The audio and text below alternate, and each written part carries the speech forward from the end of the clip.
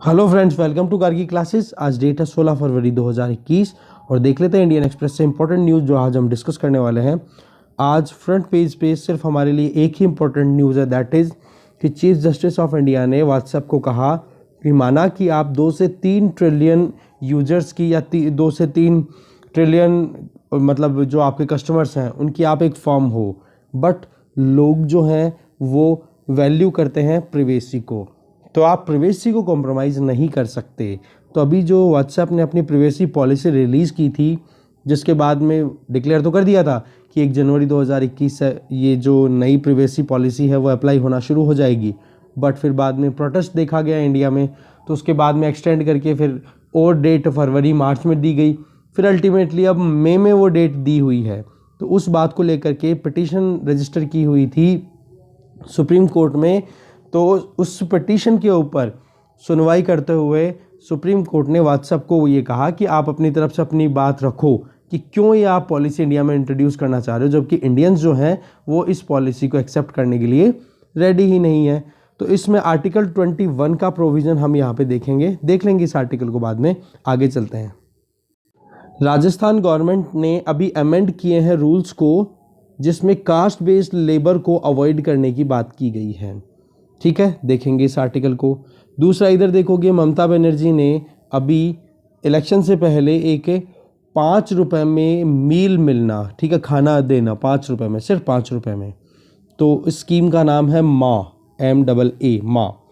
इसमें लोगों को चावल, दाल, राइस, दाल, वेजिटेबल और एग करी मिलेगी एक 5 रुपए के नोट में, ये मान के चलो आप। ठीक है, तो केवल माँ स्कीम के बारे में ही है, बाकी तो पॉलिटिक्स है, बिल्कुल काम का आर्टिकल नहीं है। इसके अलावा अगर देखें, जो हमारे फॉरेन मिनिस्टर हैं एस जयशंकर जी, वो अभी असम गए हुए हैं, तो इन्होंने ये कहा कि अगर एक्ट ईस्ट पॉलिसी को सक्सेसफुल बनाना है तो असम जो है वो सेंट्रल लोकेशन में है। तो यहाँ पर देखेंगे कि क्या कहा इन्होंने और क्या कहा जापानीज एम्बेसडर, जिनका नाम है सुजुकी। ठीक है, देखेंगे इस आर्टिकल को। इधर फॉरेन सेक्रेटरी 2 दिन की मॉस्को विजिट पे जा रहे हैं, कुछ काम की डिटेल नहीं है, नहीं डिस्कस करेंगे। आगे चलते हैं। एक्सप्लेन पेज पे अगर बात करें तो पेट्रोल और डीजल की प्राइसेस राइज क्यों हो रही है, एक तो ये जानेंगे कि क्या वाकई में प्राइसेस को राइज होना चाहिए, ये भी जानेंगे इस आर्टिकल से। अच्छा आर्टिकल है, डिटेल पता पड़ेगी कि किस तरीके से सस्ता तो क्रूड ऑयल है, फिर उसके बावजूद भी क्यों महंगाई है। चलो अब तो थोड़ा सा क्रूड ऑयल महंगा हो रहा है, अब तो खैर महंगाई बढ़नी थी, बट सस्ता था तब भी क्यों महंगा बिक रहा था। दूसरा, made in India messaging app जिसका नाम है सैंडीज, इसके बारे में भी देखेंगे। गवर्नमेंट ने जो नेशनल इन्फॉर्मेटिक्स सेंटर है गवर्नमेंट के अंडर में, सेंट्रल गवर्नमेंट के अंडर में, उन्होंने ये डेवलप किया है, तो थोड़ा देखेंगे इस एप्लीकेशन को भी। और साथ में यहाँ पे भी ये मैंड्रिन डक, मैंड्रिन ये एक तरीके का बतख है। मैंड्रिन का मतलब आप थोड़ा आइडिया लगा सकते हो कि ये चाइना से एसोसिएटेड हो सकता है, तो देखेंगे पूरा डिटेल। और एक चीज़ ये भी देखेंगे कि IUCN में इसकी लिस्ट में स्टैंडर्ड क्या है। ठीक है, जानेंगे इस आर्टिकल को भी। आगे चलते हैं। फिर वर्ल्ड पेज पे कुछ इंपॉर्टेंट न्यूज़ थी नहीं, तो हम सीधे आ गए हैं इकोनॉमी पेज पे। इकोनॉमी पेज पे अगर आप देखोगे तो wholesale price index, consumer price index, दोनों कहीं ना कहीं डाइवर्जेंस दिखा रही है, जहाँ पर होलसेल प्राइस इंडेक्स तो राइज हो रही है और कंज्यूमर प्राइस इंडेक्स है वो डाउन जा रहा है। ठीक है, तो जैसे ही लॉकडाउन हटा था उस टाइम पे क्या हो रहा था, कंज्यूमर प्राइस इंडेक्स तो बढ़ रहा था, होलसेल प्राइस इंडेक्स डाउन जा रहा था, बट उससे जस्ट रिवर्सल देखने को मिल रहा है। दूसरा अगर बात करें कि कोर इन्फ्लेशन है, वो भी कहीं ना कहीं राइज हो रही है। ठीक है, कोर इन्फ्लेशन और हेडलाइन इन्फ्लेशन दोनों में डिफरेंस होता है फूड एंड फ्यूल आइटम्स का। अगर फूड एंड फ्यूल आइटम्स को आप इंक्लूड कर रहे हो इन्फ्लेशन में, तो वो तो हो जाती है हेडलाइन इन्फ्लेशन, और अगर आप इन फूड और फ्यूल आइटम्स को एक्सक्लूड कर रहे हो तो वो हो जाती है कोर इन्फ्लेशन। तो हेडलाइन इन्फ्लेशन ज़्यादा फ्लक्चुएट करती है क्योंकि फूड और फ्यूल दोनों की प्राइसेस क्या है, फ्रीक्वेंटली चेंज होती रहती है, जबकि कोर इन्फ्लेशन जो होती है हेडलाइन इन्फ्लेशन के कंपैरिजन में कम वेरी करती है। तो आप इसके बारे में एक बार ज़रूर देखोगे। तो ये टर्म्स है ना, इनके बारे में हमें देखना है। बाकी ये जो आर्टिकल है ना, इस आर्टिकल में अभी शॉर्ट टर्म अभी क्या ट्रेंड चल रहा है उसके बारे में बताया हुआ है, जो कि हमारे UPSC पॉइंट ऑफ व्यू से, कोई भी एग्जाम पॉइंट ऑफ व्यू से इतना इंपॉर्टेंट नहीं है, बस हाँ कॉन्सेप्ट्स आपको पता होना चाहिए। जैसे कि होलसेल प्राइस इंडेक्स क्या होता है, होलसेल प्राइस इंडेक्स और कंज्यूमर प्राइस इंडेक्स में क्या डिफरेंस है। होलसेल प्राइस इंडेक्स में कोई सर्विसेज को कंसिडर नहीं किया जाता कि वहाँ पर वो जो गुड है ना, जो सामान है, जो एक आप कह सकते हो जो पर्टिकुलर कमोडिटी है, उसके बारे में उसकी ही प्राइस कंसिडर की जाती है। जबकि कंज्यूमर प्राइस इंडेक्स में क्या होता है, जो सर्विसेज अप्लाई होती है वो वहाँ तक कैलकुलेशन होती है। होलसेल का मतलब गोदाम में पड़ा हुआ सामान, उसकी क्या प्राइस आ रही है, अब यहाँ पे नॉर्मल वर्ड्स में बताऊँ। और कंज्यूमर प्राइस इंडेक्स, आप और हम जब एक दुकानदार से कुछ सामान खरीद के लेके आते हैं तो जो पैसा पे कर रहे हैं उसके बेसिस पे जो इन्फ्लेशन डेवलप हो रही है वो सीपीआई होती है। थोड़ा डिफरेंस आपको पता पड़ा होगा, और बाकी थोड़ा बहुत आपको देखना पड़ेगा अपनी स्टैटिक पोर्शन में जाकर के। अपनी बुक उठाओ और उनमें ये डिटेल्स एक बार रीड आउट कर दो। इसके अलावा ये वाला जो आर्टिकल है, एक न्यू नोडल एजेंसी डेवलप की जाएगी सेंट्रल गवर्नमेंट के द्वारा, जिससे कि फ्रॉड, पेस्की मतलब कोई भी एनोइंग मटेरियल है उसको हटाने के लिए, टैकल करने के लिए, एसएमएस में जो फ्रॉड हो रहे हैं, कॉल जो फ्रॉड हो रहे हैं, या फिर पेमेंट को लेकर के जो इतने सारे फ्रॉड्स होते रहते हैं, लोगों के अकाउंट खाली कर दिए जाते हैं, उनको टैकल करने के लिए एक नोडल एजेंसी स्टैब्लिश की जाएगी, डिजिटल इंटेलिजेंस यूनिट, DIU जिसको बोला जा रहा है। तो देखेंगे इस आर्टिकल को भी। इधर आप देखोगे ओकोंजो इवेयाला, ये पहली वुमन और अफ्रीकन है जो कि WTO की चीफ बन रही हैं। ठीक है, ये लाइन ही इंपॉर्टेंट है। इसके अलावा इस आर्टिकल में इन्हीं के बारे में बताया हुआ है जो इतना काम का है नहीं। बस एक पॉइंट ये है कि चाइना और US कॉन्फ्लिक्ट के चलते इनको बहुत सारी मुश्किलों का सामना करना पड़ेगा। ठीक है, बट ये जो लाइन है ये ही इंपॉर्टेंट है कि अभी रिसेंटली ओकोंजो इवेयाला नाम फेमस हुआ है या बहुत हाईलाइटेड था।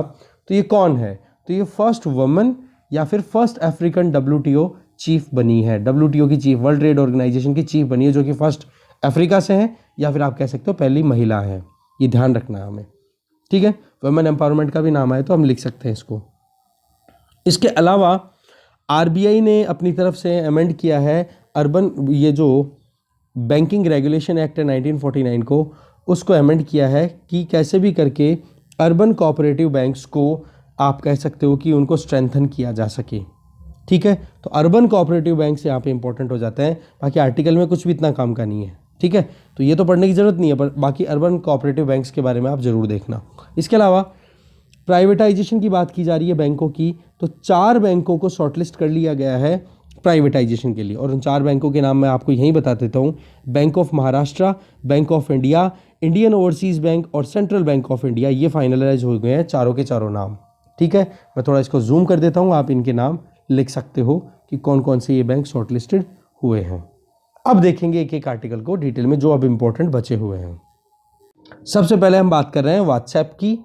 तो ये मैटर तो हमें समझ में आ ही गया, बट प्रिवेसी पॉलिसी में ऐसा क्या है जिसकी वजह से व्हाट्सएप को अपनी पेशी में जाना पड़ रहा है।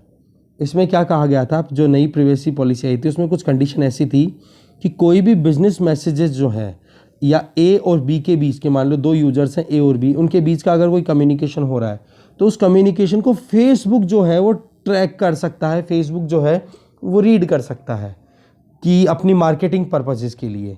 तो बोले ये तो प्रिवेसी का वायलेशन है।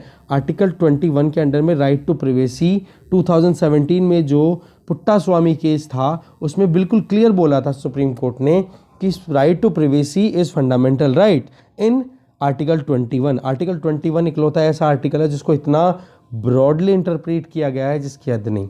जब आप पढ़ते हो ना पॉलिटिकल थ्योरीज, 11th की एक और बुक आती है इसकी, कभी पढ़ी हो आपने पॉलिटिकल थ्योरीज, तो उसमें ये चीज़ बताई जाती है कि किस तरीके से पॉलिटिकल थ्योरीज टाइम के साथ इवॉल्व होती हैं। और उसका जीता जाता उदाहरण कौन सा है? आर्टिकल 21 ऑफ इंडियन कॉन्स्टिट्यूशन, जिसमें कितने सारे आर्टिकल्स को डिफाइन किया हुआ है। वो लिस्ट आप जरूर देखना एक बार, क्योंकि उस लिस्ट में से क्वेश्चन आते हैं ऐसे कि ऐसे कि भाई कोई भी नाम ले लिया, राइट टू स्लीप, एक मैं बताता हूँ आपको, राइट टू स्लीप ये कौन से आर्टिकल के अंडर में आता है, कौन से आर्टिकल में आपका फंडामेंटल राइट है? तो आप बताओगे आर्टिकल 21। इस तरीके के राइट्स को डिफाइन किया हुआ है सुप्रीम कोर्ट ने अपनी तरफ से, तो आप जरूर देखना वो लिस्ट। बाकी इस आर्टिकल में जो चीज़ थी वो हमने डिस्कस कर ली, आगे चलते हैं। नेक्स्ट आर्टिकल है राजस्थान गवर्नमेंट ने जो अमेंडमेंट किए हैं रूल्स में कि कास्ट बेस्ड लेबर अब नहीं होगी। देखो बेसिकली ये रूल्स जो हैं वो प्रिजन रूल्स हैं। यहाँ पर कास्ट बेस्ड डिस्क्रिमिनेशन को अवॉइड करने के लिए ये आर्टिकल मैं आपको समझा रहा हूँ कि हमें क्या सजेस्ट करना चाहिए। कि जैसे कि राजस्थान में अभी रिसेंटली राजस्थान प्रिजन रूल 1951 को अमेंड किया गया है, और उसमें एक प्रोविज़न था कि खाना पकाने का जो प्रोविज़न था, इसमें रूल नंबर 67 जिसका सेक्शन 2 था, वो ये कहता था कि कोई भी ब्राह्मण या फिर हाई कास्ट का जो हिंदू प्रिजनर होगा ना, वो ही केवल खाना बनाने का काम कर सकेगा। ये प्रोविज़न किया हुआ था, आप देखो। तो इस प्रोविज़न को अब हटा दिया है। अब क्या कह दिया कि कुकिंग जो है वो काम किसी को भी उसकी कास्ट या रिलीजन के बेसिस पर अलॉट नहीं किया जाएगा। तो ये अमेंडमेंट है। और ये जो अमेंडमेंट किया गया है, इसमें आप देखोगे कि अपने तरफ से सीधी बात मतलब क्लियर करनी चाहिए कि कास्टिज़म को अब हमें ज़्यादा प्रोमोट नहीं करने की ज़रूरत है।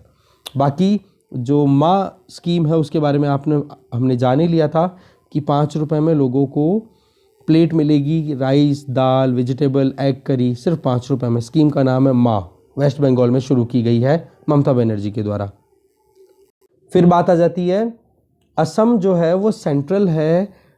एक्ट ईस्ट पॉलिसी को अगर सक्सेसफुल बनाना है, हमारे जो एक्सटर्नल अफेयर मिनिस्टर है एस जयशंकर जी, वो असम में गए हुए हैं और उन्होंने अपने स्टेटमेंट में कहा कि नॉर्थ ईस्ट इंडिया का कॉपरेशन बहुत ज़्यादा ज़रूरी है, नॉर्थ ईस्ट इंडिया का डेवलप होना बहुत ज़्यादा ज़रूरी है और इंडिया जापान बहुत ही अच्छे तरीके से कॉपरेट कर रहे हैं एक दूसरे के साथ में। और मेन फोकस जो है वो असम में है। इस टाइम पे सातोशी सुजुकी जो कि जापान के एम्बेसडर हैं इंडिया में, वो भी वहाँ पर प्रेजेंट थे। ठीक है। और ये स्टेटमेंट कहाँ पे हो रहा था? श्रीमंता शंकरदेव कला क्षेत्र में। ठीक है। देखो 1991 में लुक ईस्ट पॉलिसी की बातचीत होना तो शुरू हो चुकी थी। फिर बाद में इंद्र कुमार गुजराल गवर्नमेंट आती है तो उन्होंने अपनी तरफ से बोला ही था। But prime minister Narendra Modi की सरकार जब से आई है तब से एक्ट ईस्ट पॉलिसी आ गई है और असम उसमें बहुत ही इंपॉर्टेंट रोल प्ले करेगा। आप देखोगे जो नॉर्थ ईस्ट है उसमें जापान बहुत इंपॉर्टेंट रोल प्ले कर रहा है और जापान की इन्वेस्टमेंट एजेंसी है जिसका नाम है जापान इंटरनेशनल कॉर्पोरेशन एजेंसी, जो कि वहाँ पर वाटर सप्लाई प्रोजेक्ट पे काम कर रही है गवर्नमेंट ऑफ इंडिया के साथ मिलकर के, या फिर डोनर आप बोल सकते हो, जो मिनिस्ट्री है, ठीक है, जो नॉर्थ ईस्ट के लिए स्पेसिफिकली इस्टेब्लिश की हुई है उनके साथ मिल करके। रही सही में हमें पता है कि म्यांमार, बांग्लादेश और नॉर्थ ईस्टर्न स्टेट्स, इनके साथ में अगर एक साथ काम किया जाए तो बहुत हद तक हम सक्सेसफुल हो सकते हैं। चाहे रोड की बात करें, चाहे सी रूट की बात करें, चाहे एयर रूट की बात करें, जिसमें पहले हम वियतनाम पहुंच जाएंगे फिर बाद में जापान तक कनेक्टिविटी ले जा सकते हैं। उस चीज़ के लिए असम जो है वो बहुत इंपॉर्टेंट है, राइट। इसके अलावा Japan official development assistance provide कर रहा है रेल की, अर्बनाइजेशन की, एनर्जी प्रोजेक्ट्स को डेवलप करने की नॉर्थ ईस्ट में। तो जापान का बहुत इंपॉर्टेंट रोल है। और जापान के एम्बेसडर जो है उन्होंने कहा है कि हमें fair, free, open, inclusive Indo Pacific अगर बनाना है तो उसके लिए हमें एक दूसरे का साथ देना पड़ेगा। और हाँ, एक चीज़ हमें ध्यान रखनी है, जापान बहुत ही इंपॉर्टेंट रोल प्ले करता रहा है शुरुआत से। देखो एशिया में जापान इकलौता एक मतलब डेवलप्ड कंट्रीज़ की लिस्ट में आने वाला सबसे पहला कंट्री है। तो जापान भी ये चाहता है कि हमारे पास में जो एक्सपर्टाइज है वो हम फेलो एशियन कंट्रीज़ के साथ में शेयर करें। ठीक है। आज म्यांमार में चलो फिर भी ठीक है, थोड़ा चिंता की बात है कि कू हो गया था, मिलिट्री ने वहाँ पे जुंटा एक्ट, वहाँ पे कानून चल रहा है, बट फिर भी हमें कहीं ना कहीं कॉपरेशन करने की ज़रूरत है और नॉर्थ ईस्ट के साथ में eastern Asia, south eastern Asia को डेवलप करते हुए फिर बाद में जापान तक अप्रोच करने की ज़रूरत है। और बेसिकली आपको पता ही है कोएड में भी जापान और इंडिया साथ में ही काम करते हैं। आगे चलते हैं।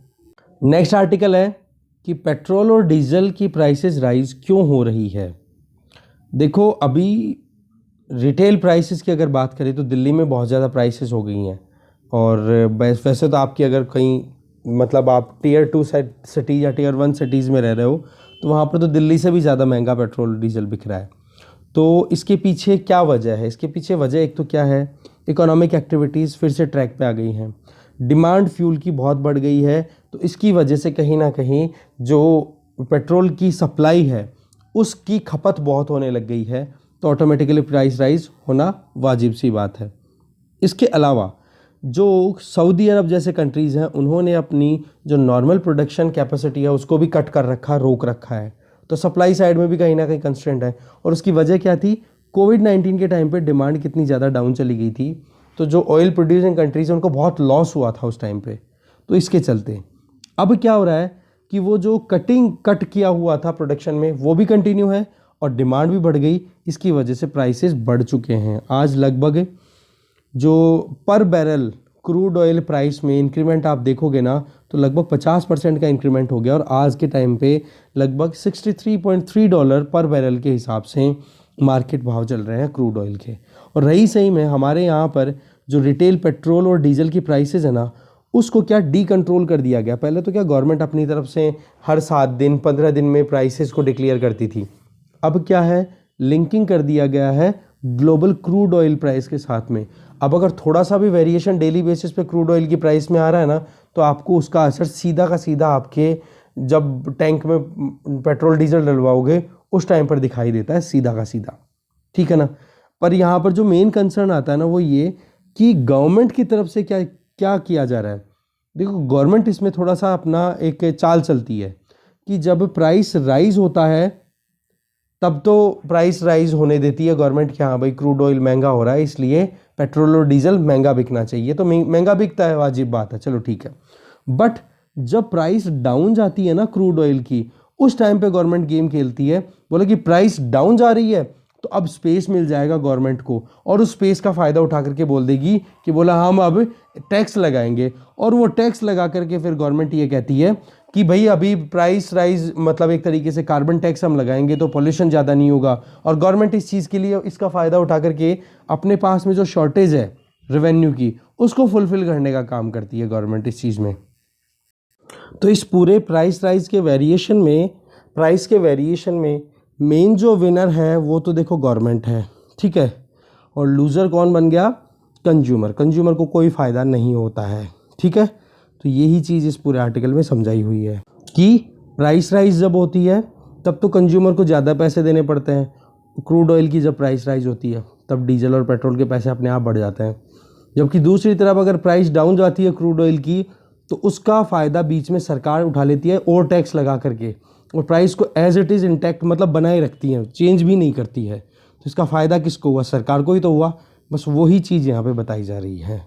इसके अलावा इन्फ्लेशन पे भी असर आएगा। इन्फ्लेशन पे मेनली जो अर्बन लोग हैं उन पर ज़्यादा असर देखने को मिलेगा। वो कैसे कि आप देखो अर्बन एरियाज़ में कोई भी अगर कोई मटेरियल कोई सामान खरीदने जाते हैं तो उनको ट्रांसपोर्टेशन का यूज़ करना होता है, तो वहाँ पर फ्यूल का ज़्यादा असर आता है।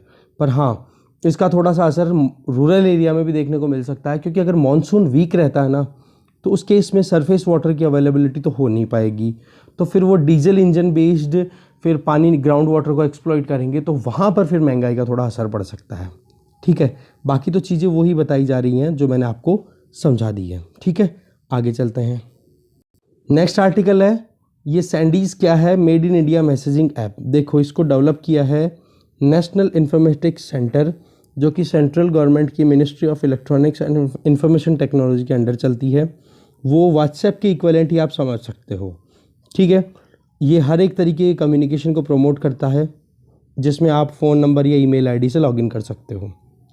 जब नेशन वाइड लॉकडाउन लगा था ना मार्च 2020 में, उस टाइम पे कोविड-19 के स्प्रेड को रोकने के लिए क्या किया था, वर्क फ्रॉम होम की एक कल्चर ऑटोमेटिकली चल पाई थी। तो उस टाइम पे डर क्या था कि जो एक्सटर्नली हम जो बाहर डेवलप की हुई एप्लीकेशन जैसे कि जूम थी, तो उस पर एक सवाल या निशान लगाए गए थे कि भाई ये जो जूम है ये प्रिवेसी को कॉम्प्रोमाइज़ कर सकती है और साथ में सेंसिटिव डेटा को भी अब चाइना तक पहुंचा सकती है। और computer emergency response team CERT In ने भी अपनी तरफ से एडवाइजरी दी थी जूम के अगेंस्ट में प्रिवेसी कंसर्न्स को लेकर के। तो इस वजह से इस आइडिया पे फिर काम किया और फिर एनआईसी ने अपनी डेवलप की है, जिसमें इंट्रा और इंटर ऑर्गेनाइजेशन कम्युनिकेशन स्टैब्लिश किया जा सकता है। मतलब जिस ऑर्गेनाइजेशन में आप काम कर रहे हो उसके अंदर अंदर भी बातचीत हो जाए, और अगर आप दूसरे ऑर्गेनाइजेशन के जो यूजर्स हैं उनसे बातचीत करना चाहो तो भी हो सकता है। डिफरेंट क्या है इस एप्लीकेशन में, देखो इस मैसेजिंग एप्लीकेशन में इंस्टेंट मैसेजिंग हो सकती है, जैसे कि हम व्हाट्सएप टेलीग्राम इन पे आप करते हो, ठीक है। साथ में जो करंटली अवेलेबल मार्केट में एप्लीकेशन है उनके इक्विवेलेंट आप कंसिडर करो। पर हाँ इसमें कोई ऑप्शन नहीं है कि आपकी जो चैट की हिस्ट्री है आप किसी दूसरे प्लेटफॉर्म पे लेके जाओ, जैसे मेल पे आप अपलोड कर दो वो। पर केवल हाँ एक चीज़ है कि अगर गवर्नमेंट का कोई इंस्टेंट मैसेजिंग का काम किया हुआ है ना, गवर्नमेंट अगर यूज़ कर रही है, ठीक है ना, तो गवर्नमेंट इंस्टेंट मैसेजिंग सिस्टम अगर यूज़ कर रहा है कोई तो करेगा, मतलब गवर्नमेंट के एम्प्लॉइज़, तो GIMS का जो चैट है उसकी बैकअप ली जा सकती है मेल पे, नॉर्मल यूज़र का नहीं लिया जा सकता। ये एक डिफरेंस आप देख पाओगे, ठीक है। बाकी हमें पता ही है मोबाइल ईमेल आईडी इनसे रजिस्टर करके जो नॉर्मल है वो का वो ही है। आगे चलते हैं। नेक्स्ट आर्टिकल है meet the mandarin duck, a rare and beautiful visitor to Assam. ठीक है, ये मैंड्रिन डक, इसको अगर आप इमेज देखोगे वाकई में बहुत ब्यूटीफुल है। एक सेकंड, इसका जो मेल होता है वो तो बहुत कलरफुल होता है, फीमेल थोड़ा सा कम कलरफुल होती है। ठीक है, यहाँ से हमें देखने के लिए क्या क्या ज़रूरी है, एक तो ये कि IUCN में इसका स्टेटस क्या है, वो है लीस्ट कंसर्न्ड। पहली बात, कौन कौन से रीजन्स में मिलता है, क्या है इसकी स्पेसिफिकेशन, वो हम देखते हैं। देखो, इसको मोस्ट ब्यूटीफुल डक कंसिडर किया हुआ है अभी तक, और इसमें इसकी जो ब्यूटी है उसके बारे में बताया हुआ है कि रेड कलर, पर्पल कलर और अलग अलग वैरायटी ऑफ कलर्स इसकी बॉडी पे आपको देखने को मिलेंगे। ठीक है, ये टेम्परेरी और परमानेंट इसका होम अगर देखोगे तो ईस्टर्न एशियन कंट्रीज़ ज़्यादातर इसके वहाँ पर, मतलब वहाँ पर ये आपको देखने को मिलेगा। ठीक है, इसमें बेसिकली अभी जो करंटली जो देखा गया है वो रीजन है मगुरी मोतापुंग भील। ये कहाँ, बील, ठीक है, ये लेक है, असमीज़ में बील बोला जाता है लेक को। ठीक है, तो वहाँ पर ये लोकेट किया गया है, और इसके पहले 1902 में ये आइडेंटिफाई मतलब स्पॉट किया गया था असम में। तो इसके बाद में आज आप देख सकते हो लगभग 119 साल के बाद में स्पॉट किया जा रहा है असम में। ऐसी बात है इंडिया, ऐसी बात नहीं है कि इंडिया में स्पॉट नहीं किया हुआ। इंडिया में आप देखोगे अलग अलग और रीजन्स में, जैसे नौक्रेक जो बायोडाइवर्सिटी बायो रिजर्व है, ठीक है, वहाँ मेघालय में वहाँ पर भी देखने को मिला है, अलग अलग रीजन्स में। बट अभी असम में 119 साल के बाद में देखने को मिला है। ठीक है, इसके अलावा आप देखोगे Korea, Japan, north eastern China, यहाँ पर रशिया, ये यहाँ की मेन ब्रीडिंग प्लेसेस हैं। इस आप कहोगे ये मैंड्रिन जो डक है इसके लिए मेन लोकेशन। ठीक है, ये कोडिंग बता रहा हूँ मैं आपको, इनके बारे में आप थोड़ा थोड़ा लिख लेना या फिर थोड़ा बहुत आइडिया रखना, क्योंकि कई बार इनडायरेक्ट क्वेश्चन बना लिया जाता है कि अभी रिसेंटली ये चीज़ें कौन से मतलब उसके लिए उससे रिलेटेड है, बर्ड से रिलेटेड है। ठीक है, इसके अलावा हमारे लिए इम्पोर्टेंट हो जाती है यहाँ पे कि कोई और चीज़ भी देखें, जैसे कि मनस वाइल्ड लाइफ सेंचुरी की बात करें या टाइगर रिजर्व की बात करें, वो इस पर्टिकुलर वेटलैंड से जो मगुरी मोतापुंग है, एक तो ये ध्यान रखना हमें कि मगुरी मोतापुंग वेटलैंड अभी रिसेंटली न्यूज़ में थी, ये कहाँ पर है या कौन से स्टेट में है, तो आपको ध्यान होना चाहिए। एक इम्पॉर्टेंट बर्ड एरिया है जो कि बॉम्बे नेचुरल हिस्ट्री सोसाइटी के द्वारा डिक्लेयर किया हुआ है, और कहाँ पर ये डिब्रू सैखोवा नेशनल पार्क जो कि असम में है वहाँ पर लोकेटेड है। इसके अलावा आप देखोगे मनस नेशनल पार्क का नाम भी है, वो भी कहाँ पर है, असम में ही है। तो ये चीज़ें हमें थोड़ी ध्यान रखने की ज़रूरत थी। और ये जो मैंड्रिन डक है ये IUCN की लिस्ट में लीस्ट कंसर्न कैटेगरी में आता है। ठीक है, इसके अलावा मणिपुर में है लॉकटक लेक, वहाँ पर भी इसको आइडेंटिफाई किया गया था, नोटिस किया गया था। ऐसे ही सातवोइनी भील मनस पार्क टाइगर रिजर्व की अगर बात करें तो वहाँ पर भी आप देखोगे कि इसको स्पॉट किया गया रिसेंटली का मतलब अभी 5-7 महीनों के अंदर अंदर। बट इससे पहले अगर देखो तो 1902 में इसको आइडेंटिफाई किया गया था। कब? जब दिब्रू रिवर में रोंगागोरा एरिया में तिनसुकिया डिस्ट्रिक्ट जो है असम का, वहाँ पर देखा गया था। ठीक है, तो बहुत लंबे अरसे के बाद में असम में स्पॉट हुआ है, तो बहुत एक्साइटमेंट भी है वहाँ पर जो लोग रहते हैं उनके लिए। ठीक है, आगे चलते हैं। अच्छा, एक चीज़ और कि ये यहाँ माइग्रेटरी बर्ड है, माइग्रेट करता है वेस्टर्न यूरोप, अमेरिका, यहाँ तक। इंडिया में इतना ज़्यादा आता नहीं है क्योंकि इसका जो माइग्रेशन का पाथ है ना, मान लो यहाँ पे ये चाइना है, यहाँ से उड़ के सीधा चला जाएगा कहाँ पे, नॉर्थ अमेरिका, यूरोप या इस तरफ चला जाएगा। तो इंडिया बीच में इसके रूट में आता नहीं है, तो नॉर्मली इसको स्पॉट नहीं किया जाता। ठीक है, आगे चलते हैं। नेक्स्ट आ गया इकोनॉमी पेज पे, जहाँ पर हमारा एक आर्टिकल बच रहा था, वो देखते हैं। देखो, न्यू नोडल एजेंसी स्टैब्लिश की जाएगी जो कि फ्रॉड, पेस्की मतलब परेशान करने वाले कोई भी तत्व हैं ऑनलाइन उनको, या SMS को या फ्रॉड कॉल्स को रोकना, उसके लिए सेंट्रल गवर्नमेंट अपनी तरफ से डिजिटल इंटेलिजेंस यूनिट, जिसको DIU बोलेंगे, वो स्टैब्लिश करेगा, जो कि कंप्लेन, अगर कोई भी अनसॉलिसिटेड कॉमर्शियल कम्युनिकेशन है, मतलब कोई भी अनवांटेड कॉमर्शियल कम्युनिकेशन है, उसको टैकल करने के अगेंस्ट में कोई कंप्लेन आती है तो उस पर कार्रवाई करने के लिए DIU स्टैब्लिश करने की बात की जा रही है। ये बात बोली किसने? मिनिस्ट्री ऑफ टेलीकम्युनिकेशन की तरफ से। ठीक है, जयशंकर, ये रविशंकर प्रसाद जी हैं जो कि इस मिनिस्ट्री के मतलब मेन मिनिस्टर हैं, यूनियन मिनिस्टर हैं, तो उन्होंने अपनी तरफ से ये बोला है कि एक नोडल लेवल पे एक एजेंसी खोलेंगे। इसके अलावा ये जो नोडल लेवल एजेंसी होगी, ये क्या होगी? एक telecom analytics for fraud management और कंज्यूमर प्रोटेक्शन, ये होगा इसका मेन थीम। ठीक है, telecom analytics for fraud management and consumer protection. इस नाम से पता पड़ रहा है कि ये यूनिट क्या करने वाली है। और सेटअप कहाँ की जाएगी? 22 लाइसेंस सर्विस एरियाज में इस्टेब्लिश की जाएगी थ्रू आउट इंडिया। DIU है वो कोऑर्डिनेट करेगी लॉ इन्फोर्समेंट एजेंसीज के साथ में भी, जिससे कि अगर कहीं पे कोई प्रॉब्लम आती है, फॉर एग्जांपल जैसे मान लो कोई फाइनेंशियल इंस्टीट्यूशन है, तो उनके आजकल देखो कितना ऑनलाइन UPI का इतना यूज़ होता है, तो वहाँ पर फ्रॉड भी तो कितने ज़्यादा होने लग गए ना, तो उनको भी तो टैकल करना है। टेलीकॉम सर्विस प्रोवाइडर्स के साथ में भी कोऑर्डिनेट करेगी, ये नोडल एजेंसी है। इन्वेस्टिगेट भी करेगी, पता भी करेगी कहाँ कहाँ पर कौन सी फ्रॉडुलेंट एक्टिविटीज़ हो रही है, गड़बड़ की जा रही है। तो ये जो UCC है जिसको हम बोल रहे हैं अनसॉलिसिटेड कॉमर्शियल कम्युनिकेशन, वो एक major area of the concern है, क्योंकि कॉमर्स का जो लेन देन ज़्यादा हो रहा है ना, पैसे का जो लेन देन हो रहा है ऑनलाइन, वहाँ पर ज़्यादा गड़बड़ आ रही है। तो इस वजह से telecom regulatory authority of India भी कहीं ना कहीं कोलैबोरेशन में रहेगी इस पर्टिकुलर बॉडी की, ठीक है। और बाकी तो चीज़ें वही रिपीट हो रही हैं। मेन जो टारगेट था वो क्या था आपको समझ में आ ही गया। इसके अलावा जो टेलीकॉम कंपनीज है जैसे कि BSNL हो गई, वोडाफोन, रिलायंस जियो, इनके साथ में भी काम किया जाएगा, जिससे कि ये फ्रॉड जो हो रहे हैं बहुत सारे टेलीकॉम सेक्टर के बेसिस पे या फिर जो भी इंटरनेट के बेसिस पे जो भी एक्टिविटीज़ हो रही हैं उनको रोकने के लिए, ठीक है। फ़ोन पे, ओला मनी, ये ज़्यादा इतना कुछ काम का है नहीं। मेन जो थीम थी वो आपको समझ में आ गई होगी। तो इस तरीके से डिस्कशन यहीं ख़त्म है। Thank you very much.